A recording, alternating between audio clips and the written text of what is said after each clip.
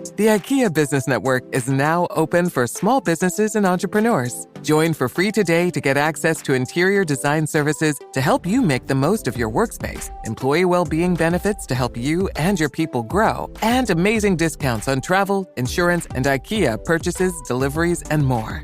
Take your small business to the next level when you sign up for the IKEA Business Network for free today by searching IKEA Business Network. My dad works in B2B marketing. He came by my school for career day and said he was a big ROAS man. Then he told everyone how much he loved calculating his return on ad spend. My friends still laugh at me to this day.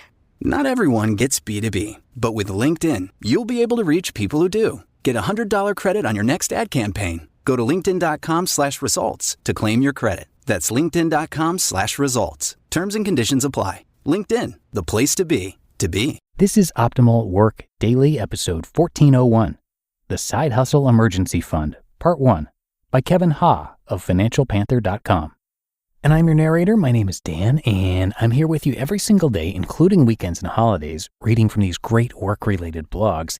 Today I've got a little bit of a longer post, and as I usually do, I'll break it up into 2 parts for you. I'll do the first half right now, and then hear part 2 from Kevin tomorrow. So let's get to part 1 as we start optimizing your life. The Side Hustle Emergency Fund, Part 1, by Kevin Ha of FinancialPanther.com. One of the best ways to guard against a potential job loss is to create an emergency fund.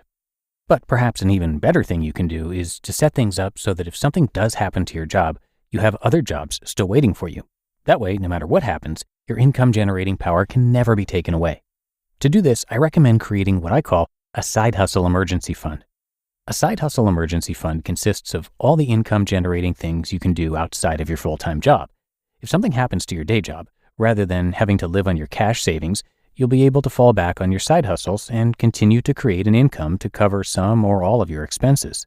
What's important is that you've spent time doing them, to the point where you can generate income with your side hustles anytime you want. No ramp-up period needed. I've got a pretty good side hustle emergency fund that has taken me years to build up. It includes hundreds of reviews on Airbnb, dozens of reviews on Rover, over 100 reviews on Wag, and somewhere between 600 and 700 deliveries on Postmates, DoorDash, and Uber Eats, not to mention all of the other sharing economy and gig economy apps I've got sitting on my phone. When the time comes, rather than desperately scrambling to figure out how to make ends meet, I can just lean on all of these side hustles that I've spent years building up and learning how to do efficiently. In all honesty, I think I could survive on just these side hustles, perhaps indefinitely. Cash in the bank is good to have if you lose your job, but perhaps the best way to guard against a job loss is to have a bunch of backup jobs ready to go. In other words, building up a strong side hustle emergency fund. The rationale for the traditional emergency fund. Before I jump into more details about the side hustle emergency fund, I want to talk a little bit about the rationale behind the traditional emergency fund advice. Most experts will tell you that you should create an emergency fund that can cover 3 to 6 months of your living expenses. The rationale behind this advice is to have a cash buffer on hand to cover you in the event of an emergency. There's nothing wrong with this advice, and indeed, I tend to keep a decent emergency fund on hand. What has always bothered me, though, is what the emergency fund is really used for. Most emergencies aren't really emergencies. They're routine maintenance things that should really be planned for in advance. Think of things like a broken down car or a busted furnace. These are things that you know will happen one day and that should be planned for accordingly.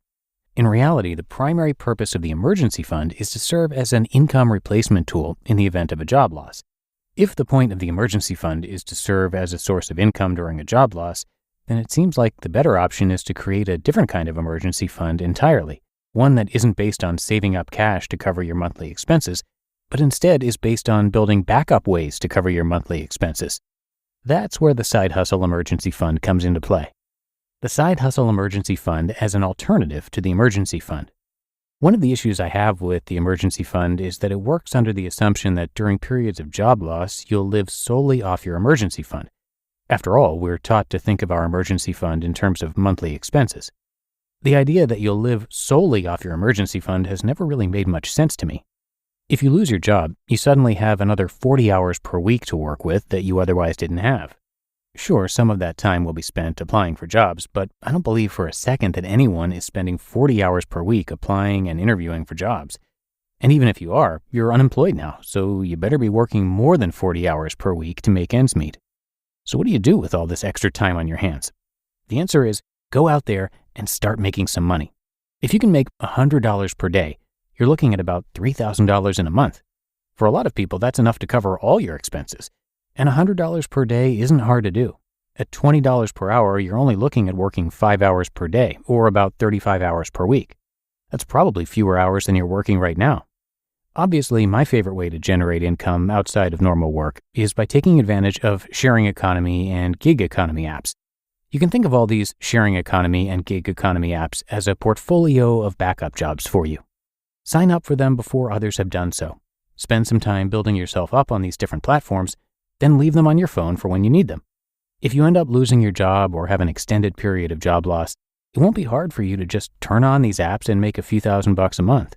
Instead of having to dig into your cash savings, you'll be able to dig into your side hustles and make ends meet.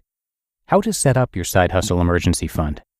These sharing economy and gig economy apps are a great way to set up a side hustle emergency fund, but there's a problem with them too. They still take time to get started. An Airbnb property takes time to build up reviews. Dogsitting on Rover is slow going at the beginning when you have no reviews and no repeat clients. Doing deliveries with Postmates, DoorDash, and Uber Eats takes time to sign up for and learn how to do correctly. WAG is a slow process to get started with. It took me a month before I started getting consistent walks. When your back is against the wall, you're not going to have time to sit around waiting to get the ball rolling on all of these side gigs. That's why it's worth taking the time to set up these side gigs now when you don't need them. That way, when you do need them, you'll already have them on your phone ready to go.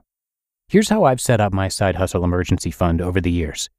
Hear that on tomorrow's episode. You just listened to part 1 of the post titled The Side Hustle Emergency Fund by Kevin Ha of FinancialPanther.com. This show is sponsored by BetterHelp. Do you ever find yourself getting caught up in comparison, seeing the successes of others and wishing your life looked the same?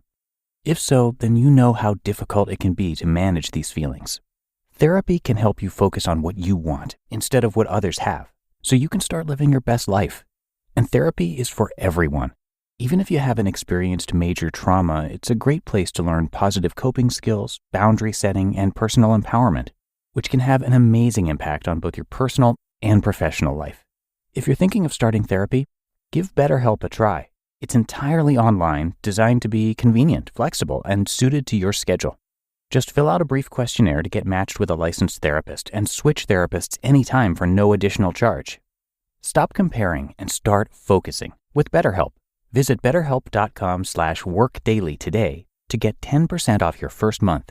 That's BetterHelp, HELP.com/workdaily.